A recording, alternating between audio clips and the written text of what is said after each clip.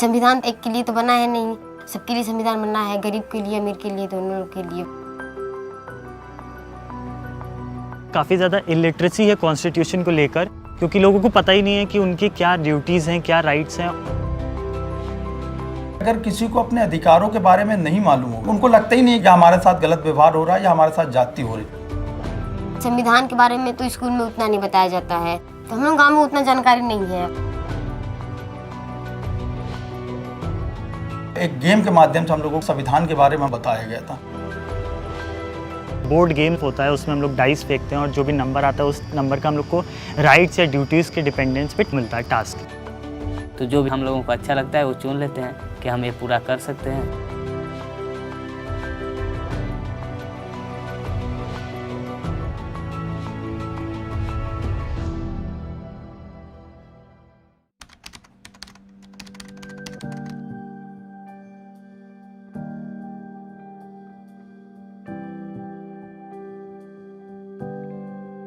Task हम लोग को मिला था कि एक पिछड़े हुए बच्चों को स्कूल में डालना था।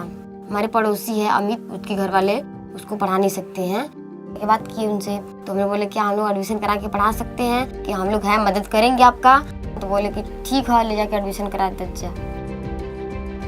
स्कूल पे बोले कि बच्चे का एडमिशन कर दीजिए, और अगर एडमिशन कर दे रहे हैं तो बच्चा रोज स्कूल आए, और नहीं आए तो आप हमको कह सकते हैं। गरीबी रेखा के नीचे जो लोग जिंदगी गुजारते हैं 32 रुपए में, वही हम लोगों को 24 घंटे 32 रुपए में गुजारना था। उस दिन हम लोगों ने नाश्ता ना करके साइकिल ली और साइकिल से हम लोग यूनिवर्सिटी की तरफ निकले। जब 2-2:30 बजा दिन का, तो हम लोगों के भूख बर्दाश्त से बाहर थी। तो हम लोग कैंटीन गए, वहाँ पे हम लोगों की बजट में कुछ था नहीं, तो एक बन मक्खन को आधा आधा करके हम दोनों लोग ने खाया और चाय पी। रात में भी सो नहीं पाए सही से, बार बार भूख की वजह से, सर में दर्द की वजह से हम अपने आप को बंधा हुआ महसूस कर रहे थे, और उन लोगों से अपने आप को जोड़कर देख रहे थे जिनके पास वाकई में 32 रुपए से ज़्यादा वो नहीं कमा पा रहे हैं। भारत देश में इस इनइक्वालिटी की वजह से हमारे जो प्रॉब्लम्स है हम एड्रेस नहीं कर पा रहे हैं। इनइक्वालिटी तो है, लेकिन हमारे बीच में एक सबसे बड़ा एक पॉजिटिव चीज़ है, वो है हमारा कॉन्स्टिट्यूशन। हमने ये सोचा कि कॉन्स्टिट्यूशन और सस्टेनेबल डेवलपमेंट गोल्स को आगे बढ़ाने के लिए क्यों ना हम इन दोनों को जोड़ते हुए एक इंटरवेंशन क्यों ना बनाए। बीए जागरिक जो इंटरवेंशन है, यूएनएफपीए ने कम्युनिटी प्रवाह और यस फाउंडेशन के साथ हमने इसको डिजाइन किया।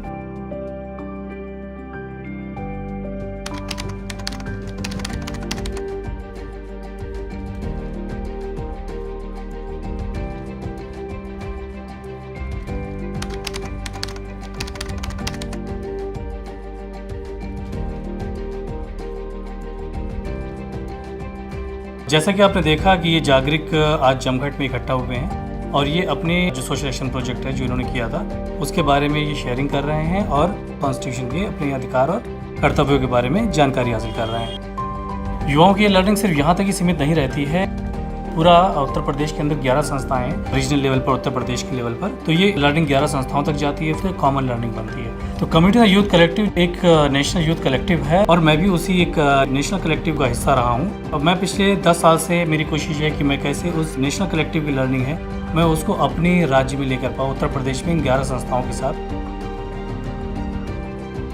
फेज 1 में हमारा फोकस था यंग लोगों को कॉन्स्टिट्यूशन के बारे में, इंडिविजुअल्स का जो राइट्स है, ड्यूटीज है, इनके बारे में हमारा मेन फोकस था।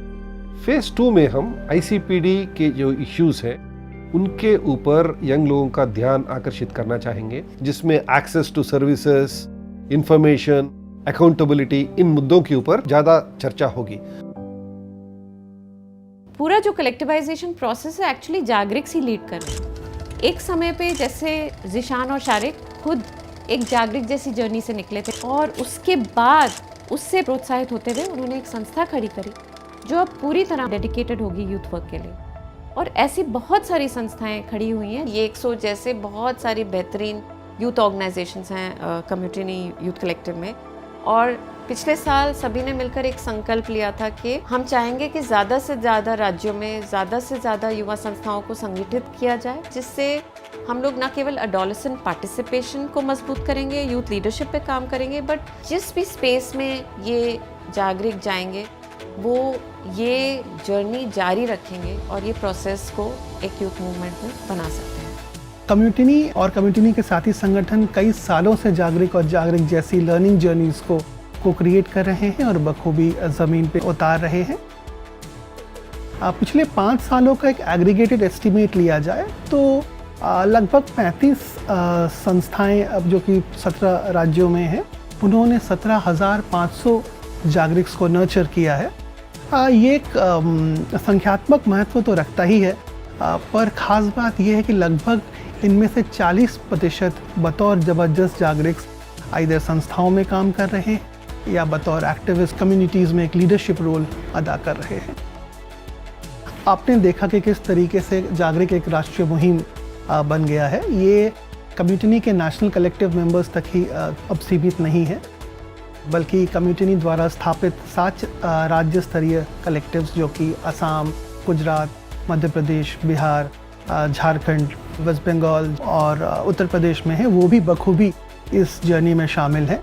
हर एक राज्यों में लगभग 10 से 12 संस्थाएं हैं जो कि क्वालिटी के साथ जागरिक को अपने कार्य क्षेत्र के एडोलेसेंट्स के साथ कर रहे हैं। इससे जागरिक की एक नई पीढ़ी का जन्म हो रहा है और उम्मीद करते हैं कि ये जागरिक आगे चलकर सोशल होप को जिंदा रखेंगे।